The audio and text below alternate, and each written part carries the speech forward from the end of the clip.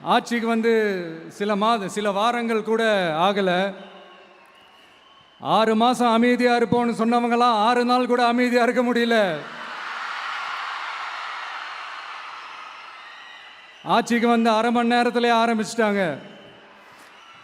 பாவம், ஒரு கல்யாண வீட்டிலலாம் போய் புலம்பிட்டு இருக்காங்க. நான் சொன்னதெல்லாம் நடக்குதா?